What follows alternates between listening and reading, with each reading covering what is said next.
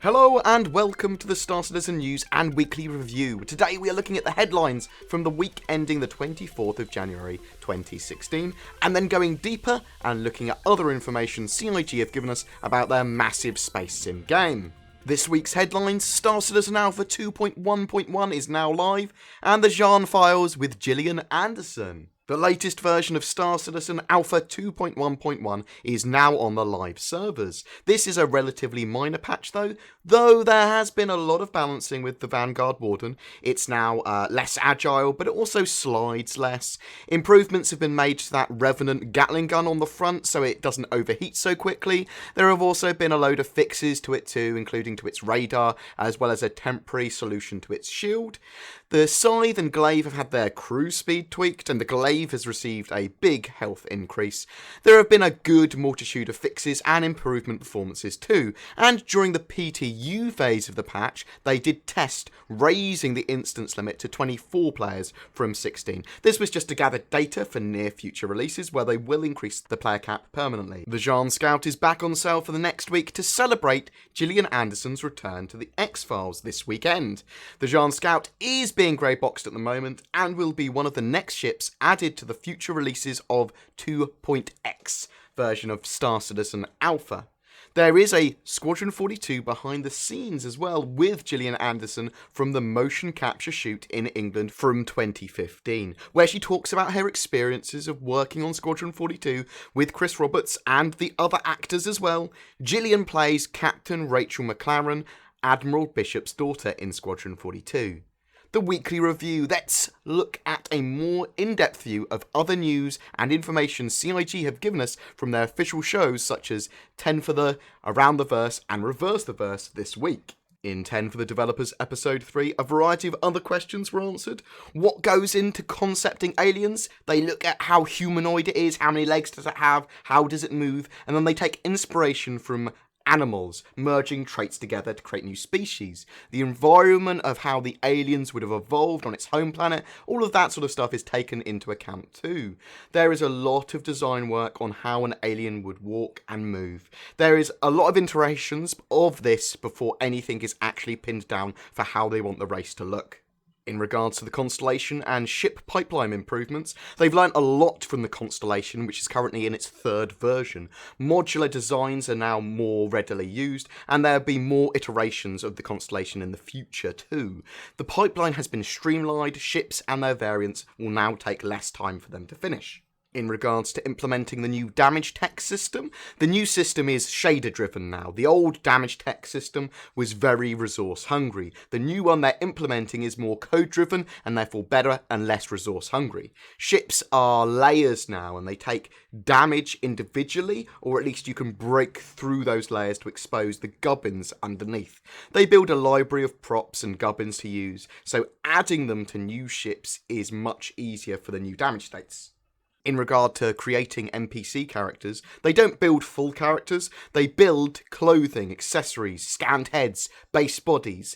The design for them is very modular, so designers can then mix and match parts, clothing, and that sort of stuff for their intended role. This uses the same system as the player character creation system that players will be using to create their own characters. In regards to minor NPC detail, all characters will get a certain amount of attention. They have a tier system where they rate how detailed a particular NPC will be. Tier 0 would be the top level of quality, reserved for Admiral Bishop, for example.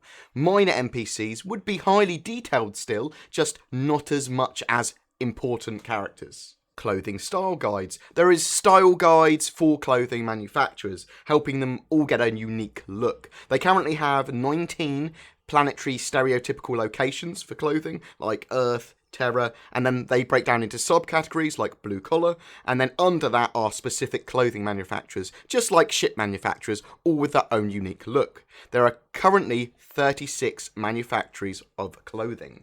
Character customization options. There's going to be the same, or at least a similar amount of clothing options available to male and female characters. The face, eyes, hair, and that kind of customization are still all in the R&D phase. At the moment though, they've got like 9 different eye colours and they're all shader driven again. the Retaliator commercial. So the Retaliator commercial isn't really required at the moment, so they're probably putting that one on the back burner. They consider re-evaluating priorities every so often, and they've considered Retaliator, seen in 2.1, is more than enough to show it off, so they've shown it off to us in a different way.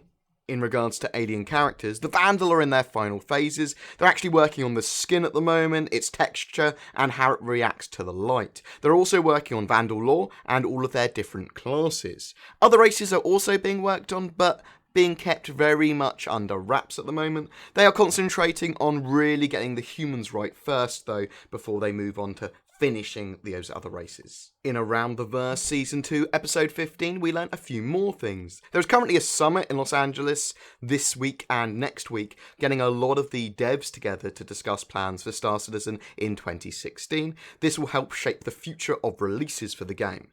Star Citizen is featured on this month's cover of 3D Artist magazine. There's an article about artwork on the Mustang within it too. The Los Angeles studio is working on fixing the frame rate issues with the Constellation. They think they know what it is now, and they should be getting that done in the near future. They're also working on increasing the size of the hitbox for missiles so they can be shot down more easily. Work started on the Asperia Prowler, and the tech design for the 890 jump is being worked on too. Down in the Austin office, Persistence is well underway. They're revamping their data store tech as well. Currently, they've got features being planned for 2.2 and 2.3 releases of Star Citizen Alpha, and they're also planning to revamp the public crash handler and the Star Citizen launcher to making it more robust. Down in the Foundry 42 UK, they're currently working on iterations of Gillian Anderson's character. The writers are also syncing and reviewing Squadron 42 to make sure everything matches up correctly. They are shoot planning for pickups that they need for Squadron 42 in the future. The object container code is being worked on. This is integral for various features in Star Citizen. And the BBC were filming in the studio last week doing a piece on Chris Roberts. That will be released in the future at some point. I'll get a link to it when it's released. Foundry 42 in Frankfurt, they're still making more progress and improvements on the procedural planet tech.